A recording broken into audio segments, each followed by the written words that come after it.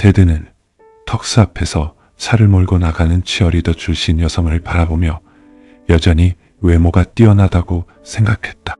예전부터 그녀를 탐냈던 그는 그녀를 차에 태워 마음대로 다룬 뒤 아무도 모르는 곳에 묻어버리고 싶다는 충동을 느낀 적이 많았다. 하지만 당시 도슨의 아버지였던 토미 콜이 그녀는 건드려서는 안 될 상대라고 경고했고 테드는 그 판단이 옳다고 믿었다.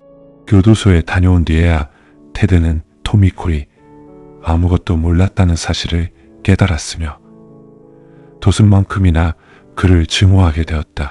아들이 자신들을 망신시켜 웃음거리로 만들었음에도 토미는 아무런 조치를 취하지 않았다. 그래서 출소 후 테드는 가장 먼저 토미를 처리하기로 마음먹었다. 술에 취해 쓰러진 그에게 곡주를 주입해 구토물에 질식하게 만들었고 이를 단순한 음주 사고사로 위장하는 일은 어렵지 않았다. 이제는 도슨마저 제거할 차례였다. 테드는 아만다가 떠나기를 기다리며 그녀와 도슨이 안에서 무엇을 했는지 상상했다. 오랫동안 떨어져 지낸 시간을 보충하며 시트 위에서 서로의 이름을 부르며 엉켜 있었을 것이라 짐작했다. 그는 그녀가 부유한 남편과 결혼해 어머니처럼 네일샵을 다니며 시간을 보낼 것이라고 생각했다. 남편은 의사나 변호사처럼 허영심 많은 사람이라 아내가 뒤에서 바람을 피우고 있다는 사실을 꿈에도 모를 것이라고 확신했다. 아만다는 비밀을 잘 지키는 편일 것이다. 테드는 기혼 여부나 친족 관계에 상관없이 상대가 다가오면 받아들였기에 그 사실을 잘 알았다. 그는 이미 집안의 여러 여자와 관계를 맺었으며 사촌의 아내인 클레어와는 6년 동안 일주일에 몇 번씩 몸을 섞었지만 그녀는 아무에게도 말하지 않았다. 속옷을 세탁하는 엘라도 상황을 짐작했겠지만 자신의 안위를 위해 입을 다물고 있을 터였다. 마침내 아만다가 단차에 붉은 홈이 드니 곡선 도로를 돌아 시야에서 사라졌다. 테드는 트럭을 덤볼 속에 숨겨두었기에 그녀가 차를 발견하지 못했다. 그는 혹시 모를 목격자를 피하기 위해 잠시 기다리기로 했다. 동시에 도슨이 아침에 아비를 보았다면 분명 아비의 존재를 의식했을 것이라 생각했다. 도슨이 총을 무릎에 올려둔 채 자신처럼 기다리고 있을지도 모른다는 생각에 지난번 일이 떠올랐다. 테드는 허벅지에 닿은 글로 권총을 툭툭 치며 도슨의 기습할 계획을 세웠다. 가까이 다가가 총을 쏜 뒤 시신을 트렁크에 싣고 렌터카를 부지 내 적당한 곳에 버릴 생각이었다. 차대 번호를 갈아내고 불을 질러 껍데기만 남기면 증거를 없앨 수 있었다. 시신은 강물에 가라앉히거나 숲속 깊은 곳에 묻어버리면 그만이었다. 시신만 없다면 치어리더, 소녀나 보안관이 아무리 의심해도 증명할 방법이 없으니 소동은 결국 가라앉을 터였다. 그 일이 끝나면 아비와 문제를 해결하려 했지만 아비 역시 조심하지 않으면 강바닥으로 가게 될 것이었다. 준비를 마친 테드가 차에서 내려 숲을 향해 움직이기 시작했다. 그 시각 도슨은 엔진 정비를 마치고 보닛을 닫으며 렌치를 옆으로 치워두었다. 아만다가 떠난 뒤로 누군가 자신을 지켜보고 있다는 기분이 가시지 않았다. 처음 그 느낌이 들었을 때 렌치를 꽉 쥔 채 보닛 너머를 살폈지만 아무도 없었다. 차고 입구로 걸어가던 도슨은 주변을 훑어보았다. 질덩굴이 감싸고 있는 참나무와 소나무 사이로 그림자가 길게 늘어지고 있었다. 머리 위로는 매 한 마리가 날아가며 진입로에 그림자를 남겼고 나뭇가지에서는 찌르레기 울음소리가 들려왔다.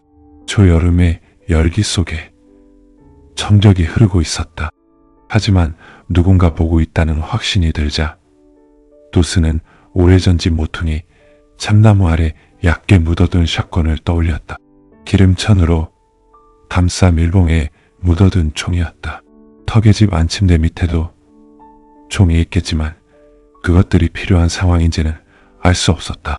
주변에 아무것도 보이지 않던 찰나 진입로 건너편 나무 덤불 근처에서 무언가 빠르게 움직이는 모습이 포착되었다. 시선을 집중해 보았지만 아무것도 보이지 않았다. 눈을 깜빡이며 상황을 살피던 중 뒷덜미의 털이 서서히 곤두서는 기분이 들었다.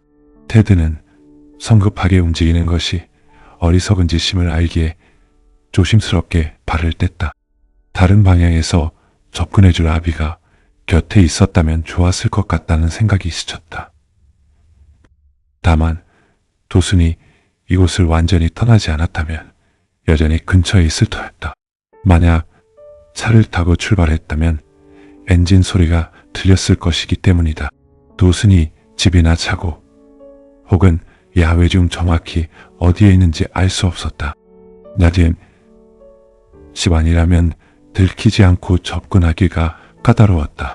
턱의 집은 작은 공터에 자리 잡고 뒤편으로는 시냇물이 흐르지만 사방에 창문이 있어 도순이 다가오는 모습을 발견할 가능성이 컸다. 차라리 뒤로 물러나 도순이 밖으로 나오기를 기다리는 편이 나을지도 몰랐다. 하지만 도순이 앞문이나 뒷문 중 어디로 나올지 알 수 없기에 한 곳만 지키고 있을 수는 없었다. 결국 주의를 끌 만한 소동을 일으켜야 했다. 도순이 확인하러 밖으로 나왔을 때 글록 권총으로 충분히 조준할 수 있는 거리까지 다가오기를 기다릴 생각이었다. 어떤 방식으로 유인할지 고민하며 앞으로 기어갔다. 발밑에 흩어진 돌무더기를 밟지 않으려 했었는데 이 지역 곳곳에는 이암석이 널려 있었다. 돌 몇 개를 던지거나 차에 부딪히게 해소리를 낸다면 효과적일 것이다. 도순이 밖으로 나오는 순간을 노려 기다리면 된다. 테드는 이암석 한 움큼을 집어 주머니에 넣었다. 도순은 무언가 움직였던 곳을 향해 조용히 발걸음을 옮겼다. 플랫폼 폭발 이후 계속해서 헛것이 보였던 기억들이 떠올랐고 지금 이 상황 역시 묘하게 낯익다는 생각이 들었다. 그는 숲의 경계에 다다라 거칠게 뛰는 심장을 진정시키며 숲 안쪽을 살폈다. 그때 나무 위에서 수백 혹은 수천 마리의 찌르레기들이 지저귀는 소리가 들려와 발길을 멈췄다. 어린 시절 박수를 치면 물이 지어 날아가던 새들의 모습이 떠올랐지만 지금 새들은 무언가를 알리는 듯 계속해서 울어댔다. 주변의 공기는 짠 기운이 섞여 있었고 썩은 나무 냄새가 짙게 풍겼다. 낮게 드리워진 떡갈나무 가지들이 바닥을 기듯 뻗어 있었으며 실덩굴과 스페인 이끼가 시야를 가려 몇 걸음 앞조차 제대로 보이지 않았다. 그 순간 곁눈질로 다시 움직임을 포착해 빠르게 고개를 돌렸다. 파란색 바람막이를 입은 검은 머리의 사람이 나무 뒤로 몸을 숨겼고 도스는 귓가에 심장 박동 소리가 울릴 정도로 당황했다. 환각일 뿐이라고 스스로를 다독였지만 그는 나뭇가지를 밀치며 그 남자를 따라 숲 깊은 곳으로 들어갔다. 테드는 이제 거의 다 왔다고 생각하며 덤불 사이로 굴뚝 윗부분을 확인했다. 그는 소리를 내지 않기 위해 몸을 숙이고 조심스럽게 발을 뗐다. 숙련된 사냥꾼에게는 상대가 사람이든 동물이든 상관없었기에 그는 자신이 가진 기술을 믿었다. 도스는 나무들을 피해 덤불을 헤치며 나아갔다. 거칠게 숨을 몰아쉬며 거리 좁히기 했었지만 멈추는 것이 두려운 만큼 발걸음을 옮길수록 공포감은 더 커졌다. 검은 머리의 사람이 나타났던 지점에 도착한 도스는 흔적을 찾으며 계속 나아갔다. 땀이 비오듯 쏟아져 셔츠가 등에 쩍 달라붙었다. 소리를 내어 불러보고 싶었지만 사포처럼 거칠어진 목구멍 때문에 망설였다. 발밑에 마른 소립들이 바스락거리는 소리를 냈다. 쓰러진 나무를 뛰어넘는 순간 바람막이 옷을 펄럭이며 나뭇가지 사이로 몸을 숨기는 검은 머리의 사람이 보였다. 도수는 곧바로 전력 질주하기 시작했다. 한편 테드는 공터 끝에 놓인 장작 더미까지 조심스럽게 다가갔다. 그 뒤로는 집이 크게 보였고 위치상 차고 안쪽까지 살필 수 있었다. 불이 켜진 차고 안을 1분 가까이 지켜보았지만 아무런 움직임이 없었다. 도슨이 차를 손보고 있었을 것이라 확신했음에도 정작 밖에는 그가 보이지 않았다. 테드는 몸을 낮춰 숲의 엄폐물을 이용해 집 뒤편으로 돌아갔다. 하지만 그곳에도 도슨은 없었다. 다시 장작더미로 돌아와 확인해봐도 차고는 여전히 비어 있었다. 도슨이 물을 마시거나 볼일을 보러 집 안으로 들어갔을 가능성이 컸다. 테드는 그가 곧 밖으로 나올 것이라 생각하며 기다림에 들어갔다. 도슨은 도로 근처에서 그 남자를 세 번째로 발견했다. 나뭇가지와 덤불에 몸이 부딪히는 것도 개의치 않고 전력으로 질주했지만 거리는 좀처럼 좁혀지지 않았다. 숨을 헐떡이며 속도를 줄인 도슨이 도로 끝에 멈춰 섰을 때 남자는 이미 사라진 뒤였다. 숲속에 정말 사람이 있었는지 의문이 들자 누군가 지켜보고 있다는 느낌과 서늘한 공포도 함께 사라졌다. 남은 것은 열기와 피로 그리고 스스로가 바보 같다는 좌절감뿐이었다.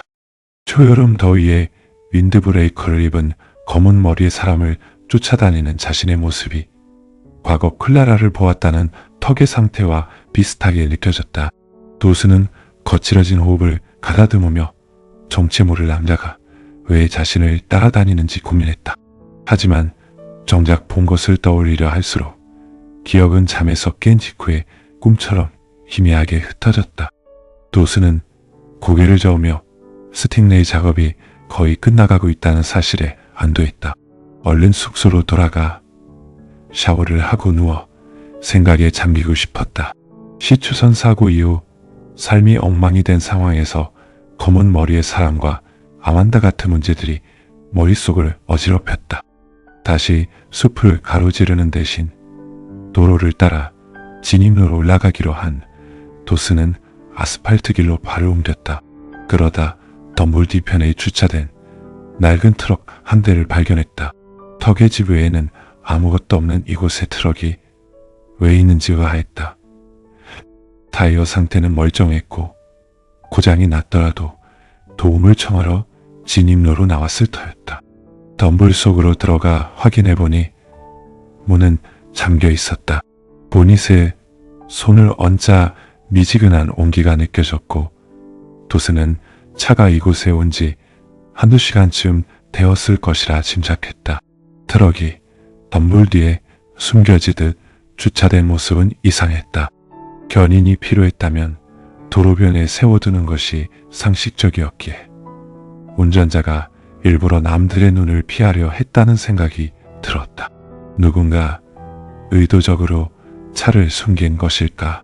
아침에 아비를 보았던 기억과 함께 상황이 하나둘씩 맞아떨어지기 시작했다. 비록 이 차가 아침에 아비가 몰고 지나간 트럭은 아니었지만 그것이 결정적인 문제는 아니었다. 도스는 트럭 반대편으로 조심스럽게 발걸음을 옮기다 옆으로 꺾인 나뭇가지들을 발견하고 멈춰섰다. 그곳이 진입로였다. 누군가 이 길을 통해 집 쪽으로 향했다는 증거였다. 기다림에 지친 테드는 마를스톤 조각을 꺼내들었다. 도슨이 안에 있을 때 창문을 깨뜨리면 겁을 먹고 계속 숨어 있을지도 모른다고 생각했다. 하지만 큰 소리가 집 벽에 부딪히면 누구나 밖으로 나와 확인하기 마련이다. 그러면 불과 몇 비트 떨어진 장작더미 옆을 지나칠 것이고 절대 놓칠 리가 없었다. 테드는 만족하며 주머니에서 돌조각을 꺼냈다. 장작더미 너머로 살짝 고개를 들어 창가야 아무도 없는 것을 확인한 그는 빠르게 몸을 일으켜 돌을 힘껏 던졌다. 날카로운 파열음과 함께 돌이 집 벽에 부딪히는 순간 그는 다시 몸을 낮췄다. 그 소리에 놀란 찌르레 기떼가 나무에서 시끄럽게 날아올랐다. 둔탁한 소리를 들은 도슨의 머리 위로 찌르레기들이 무리지어 날았다가 다시 내려앉았다. 총소리는 아니었지만 분명 무언가 일이 터진 것이었다. 도슨은 발소리를 죽이며 덕의 집을 향해 천천히 다가갔다. 그곳에 누군가 있다. 틀림없이 혈육일 것이라는 확신이 들었다. 테드는 도슨이 대체 어디에 있는지 몰라 초조하게 기다렸다. 소리를 듣지 못했을 리 없는데 왜 나타나지 않는지 의문이었다. 그는 주머니에서 돌 하나를 더 꺼내 힘껏 던졌다. 두 번째로 울려 퍼진 더 큰 소리에 도슨은 그대로 굳었다. 이내 긴장을 풀고 소리가 난 곳을 향해 조심스럽게 다가갔다. 그곳에는 무기를 든 테드가 장작더미 뒤에 숨어 있었다. 테드는 도슨에게 등을 돌린 채 장작더미 너머로 집안을 살피고 있었다. 도슨을 밖으로 유인하려고 일부러 소리를 낸 모양이었다. 도슨은 샷건이나 다른 무기라도 챙겨올 걸 그랬다며 후회했다. 차고에 물건들이 있었지만 테드의 눈에 띄지 않고는 갈 방법이 없었다.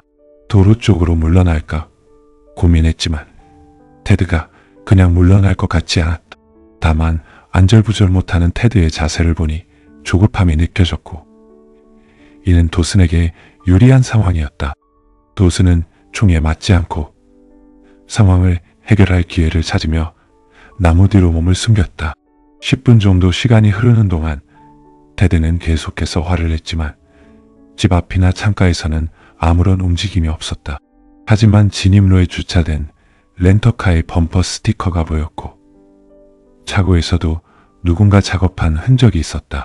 턱이나 아만다가 한 일이 아니기에 도슨이 집 밖으로 나오지 않았다면 분명 집 안에 있을 것이라 확신했다. 상대방이 왜 밖으로 나오지 않는지 의문이 들었다. 텔레비전을 보거나 음악을 듣고 있을 수도 있고 잠을 자거나 씻고 있을지도 모른다는 생각이 들었다. 어떤 이유에서든 밖의 소리를 전혀 듣지 못한 모양이었다. 테드는 몇 분을 더 웅크리고 있다가 화가 치밀어 올라 더는 기다리지 않기로 했다. 장작더미 뒤에서 몸을 뺀 그는 집 옆면으로 빠르게 이동해 앞마당 쪽을 살폈다. 아무것도 보이지 않자 발소리를 죽여 현관까지 다가갔고 문과 창문 사이의 벽에 몸을 바짝 밀착했다. 집 안에서 들려오는 소리에 집중했지만 바닥이 삐걱거리는 소리나 음악 소리는 전혀 들리지 않았다. 들키지 않았다는 확신이 들자 창틀 너머를 엿본 테드는 문 손잡이를 천천히 돌렸다. 문은 잠겨 있지 않았고 테드는 총을 준비하며 안으로 들어갔다. 도슨은 테드가 문을 밀고 들어가는 모습을 지켜봤다. 문이 닫히자마자 도슨은 1분도 채 남지 않았을 시간을 계산하며 차고로 달렸다. 작업대 위에 놓인 녹슨 타이어, 레버를 챙겨든 그는 테드가 이미 주방이나 침실에 도착했을 거라 짐작하며 집 앞으로 조용히 뛰었다. 현관으로 뛰어 올라온 도슨은 테드가 서 있던 바로 그 자리에 몸을 숨긴 채 타이어 레버를 꽉 쥐었다. 얼마 지나지 않아 집 안에서 테드가 욕설을 내뱉으며 현관문 쪽으로 거칠게 걸어오는 소리가 들렸다. 문이 활짝 열리는 순간 도슨은 뒤늦게 자신을 발견하고 당황한 테드의 표정을 마주했다. 도슨이 휘두른 타이어 레버가 테드의 코를 강타했고 그 충격이 팔까지 전해졌다. 테드가 뜨거운 피를 쏟으며 뒤로 물러나자 도슨은 곧바로 그를 뒤쫓았다. 바닥에 쓰러진 테드의 뻗은 팔 위로 레버가 다시 한번 강하게 내리꽂혔고 총이 멀리 튕겨나갔다. 뼈가 부러지는 소리와 함께 테드의 비명이 터져나왔다. 바닥에서 몸부림치는 테드를 향해 도슨은 총을 겨누었다. 다시는 돌아오지 말라고 경고하는 도슨의 말을 끝으로 테드는 극심한 통증에 정신을 잃고 쓰러졌다. 가족을 증오하면서도 테드를 죽일 수는 없었지만 그를 어떻게 처리해야 할지 고민이 깊어졌다. 보안관을 부르면 사건 경위를 설명하느라 몇 시간을 허비해야 했고 전과가 있는 콜 가문의 일원이라는 이유로 의심만 살 것이 뻔했다. 어차피 마을을 떠날 생각이라 테드에게 어떤 일이 생기든 상관없었기에 번거로운 일은 피하고 싶었다. 그렇다고 테드를 그대로 방치할 수도 없었다. 치료가 필요했지만 병원이나 구급차를 부르는 것 역시 결국 보안관과 엮이는 일이었다. 도스는 테드의 주머니를 뒤져 휴대전화를 찾아냈고 연락처 목록에서 아는 이름들을 확인했다.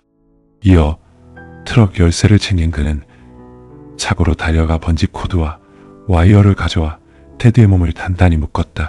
어둠이 깔리자 도스는 사촌의 몸을 어깨에 짊어졌다. 도스는 테드를 진입로 아래로 옮겨 트럭 짐칸에 던져 넣었다. 운전석에 올라탄 그는 자신이 자란 땅이 있는 방향으로 차를 몰았다. 시선을 끌지 않으려고 전조등을 끈 채 콜슨의 집 경계까지 이동한 그는 무단 침입 금지 표지판 앞에서 멈춰섰다. 노스는 짐칸에서 테드를 끌어내어 표지판 기둥에 기대어 세워두었다. 그는 휴대전화를 열어 압이라는 이름의 연락처로 전화를 걸었다. 신호음이 4번 울린 뒤 연결되었고 수화기 너머로 시끄러운 음악 소리가 들려왔다. 도스는 상대방의 물음에 테드가 아니라고 답하며 그가 심하게 다쳤으니 빨리 데려가라고 소리쳤다. 테드가 있는 위치를 알려준 도스는 전화를 끊고 기기를 테드의 다리 사이 바닥에 던졌다. 다시 트럭을 타고 그곳을 빠져나온 도스는 강물에 테드의 총을 버렸다. 곧장 민박집에 들러 짐을 챙긴 뒤 테드의 트럭을 원래 있던 자리에 두고 차를 바꿀 계획이었다. 오리엔탈 외곽의 호텔을 찾아 샤워를 하고 밥을 먹으며 하루를 마무리하고 싶었다. 긴 하루를 보낸 탓에 피곤함이 밀려왔고 모든 일이 끝났다는 사실에 안도감이 들었다.